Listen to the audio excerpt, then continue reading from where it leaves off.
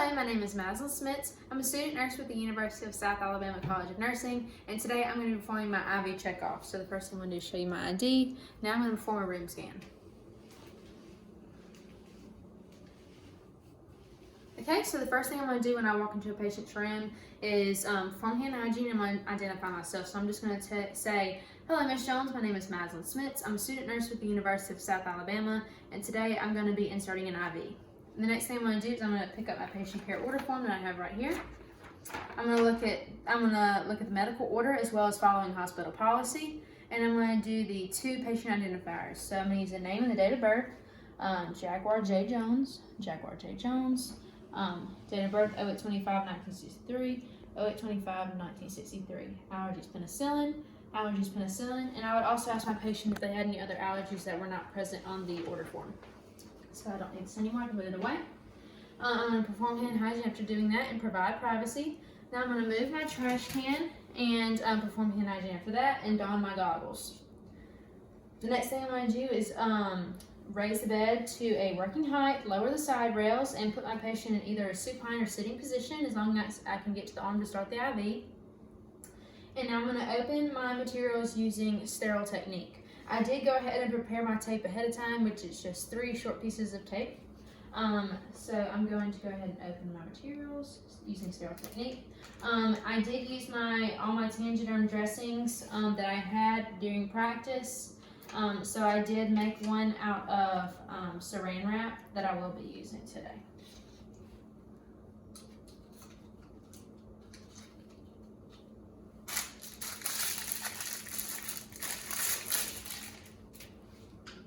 Okay, so now that I have my materials ready, I'm going to go ahead and connect my extension board to my syringe. So I'm going to move this back so it doesn't. Okay, so I'm going to clean the end of this with an alcohol prep pad that I have right here. I'm going to cleanse it. Okay, and then I can throw those away. And now I'm going to connect my syringe, take the cap off, get any of the air bubbles out, and I don't have any. And I can connect it to the cap. And now that I've done that, I can loosen the cap on this just a little bit, and I can prime my tubing, and I can put it back into the container. That way it stays sterile. Okay? And after I've done that, I can open up my needle and take it out of the package. And I can also take my dressing out of the package as well. Again, it's saran wrap to simulate a Tangiderm dressing. And like I said, I already have my 3 pieces of tape. So now that I've done that, I'm going to state 3 ways to select a vein. So you can use the non-dominant arm. You can choose the most distal site, and you can also choose a large, spongy, and bouncy vein. And 3 reasons to foster venous distension. One is to hold the arm in a dependent position. The other is to lightly stroke the vein. And then finally, you could also get the patient to clench and unclench their hand if it's applicable. Okay, the next thing I'm going to do is apply my tourniquet. You'll have to excuse me because I am applying it on a noodle, and it's not the same as applying it on a patient's arm. Oh.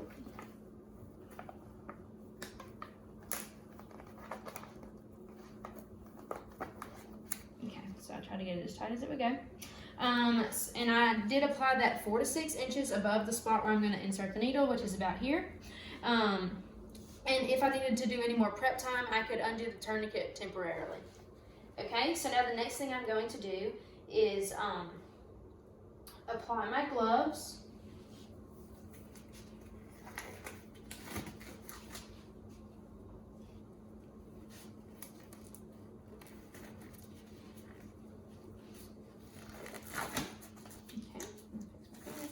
Okay, and now that I've done that, I can go ahead and clean the site where before I cleanse the site, I'm going to move my materials a little closer to my area. And now I'm going to cleanse the site, so I'm going to pop this and then I would clean in a vertical motion, in a horizontal motion, and in a circular motions as well. And I would do this for 30 seconds, making sure to cleanse all around the area, and then letting it dry. And making sure that I'm not going to touch the area that I insert the needle. Okay, so after that, I can go ahead and get ready to insert the needle in the catheter. So I'm going to go ahead and take it out of the package. I'm gonna put this in I do have my sharps container right here labeled. So now I'm going to put my finger over the vein and kind of block it off. And I'm going to put it 1.5 to 2 inches below the vein. And I'm just going to ask the patient to remain still, and it's going to be a quick stick. And I'm going to go in bevel first, which is the longer part of the needle goes in first on the bottom. And I'm going to go in at 30 degrees, and I'm going to make sure it doesn't touch my thumb. Okay, and now that it's in, as soon as I get blood return in this chamber right here, I can change my angle because I know that I'm in the vein, and I can advance another 1/4 of an inch. So now I do a technique called push and pop. So I'm going to hold the catheter, and I'm going to insert it by holding the needle stable, and I'm going to pop the tourniquet. And now I've done that, I can take the needle out, put it in my sharps container, and now I can attach my syringe. So I'm going to let go just a minute, take this off, and there would be blood coming out of my catheter because I'm in the vein. I'm going to attach this, get a temporary piece of tape, and tape it on. And now I would aspirate for blood as well as flush. I'm not going to do that on the pool needle because it would end up going everywhere. And then I can take this off, let this hang just a little bit, and then put this in the sharps container as well. And now I can move on to putting my Tangiderm dressing on. So again, I used Saran wrap, but I'm going to go ahead and take it off. And I could throw this away. And I'm going to put it,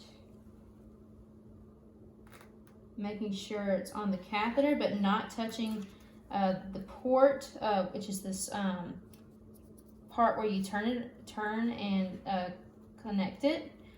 So I have it on. So I made sure to not put it too close to the port, that way you can take it off if need be. Okay, so the next thing I'm going to do, I'm going to take off this temporary piece of tape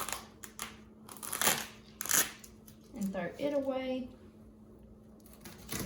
And then I'm going to grab another piece of tape and tape my tubing in the direction that it came in the package, which was a natural curve. And now my IV is secure. So now I'm going, I would take off my gloves and get rid of all my materials. So I can get rid of this, I can get rid of my tourniquet. Place it over here. And perform hand hygiene. And now I'm going to make a label. Since I didn't have an actual Tangiderm dressing, I'm going to make a label on a piece of tape. So I have my tape right here. Oh. Okay, so this would be my label, and I would just put the date, the time, the gauge, and my initials. And then I would put it on the side of my Tangiderm dressing. I'm going to perform hand hygiene, and make sure the patient is comfortable and everything. Put the bed back down to the lowest height. Making sure 3 out of the 4 side rails are up and the patient is comfortable. They have their call light or anything they would need to need me. Oh, I also forgot to take off my goggles as well and perform hand hygiene.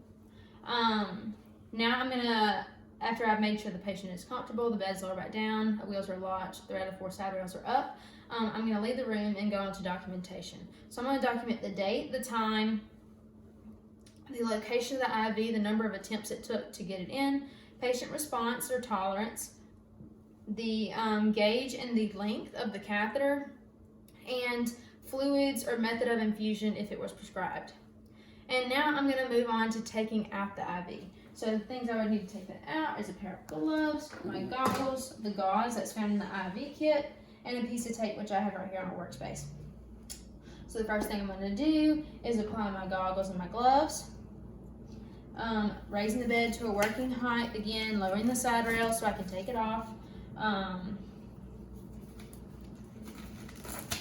Okay, and I have my gloves and goggles on. I'm able to take off the dressing. So the first thing I can do is take off this transparent dressing and pull it to the center,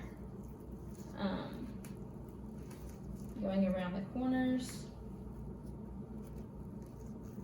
Okay, I can take that off and throw it away. Now I can grab my piece of tape and take it off as well. It's getting stuck. Okay, and now I'm going to grab my piece of gauze and hold it over the site and pull the catheter out parallel to the vein, making sure to pull it out. And when I took off my dressing, I was looking at the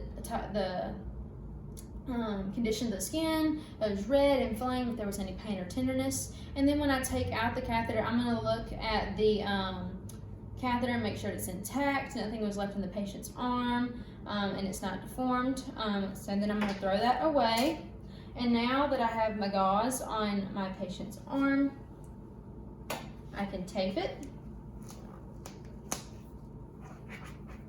And now that I have taken out the IV, and after I'm done with that, I can take off my gloves, take off my goggles, and perform hand hygiene. And then just documenting that I took out the IV, the patient tolerance, and how it went. And when I leave the room, make sure to put the patient's bed at the lowest level, putting 3 out of 4 side rails up, make sure the patient has the cot light, and if they have any questions to ask. I'm going to perform hand hygiene once again, and that is the end of my skill. Thank you.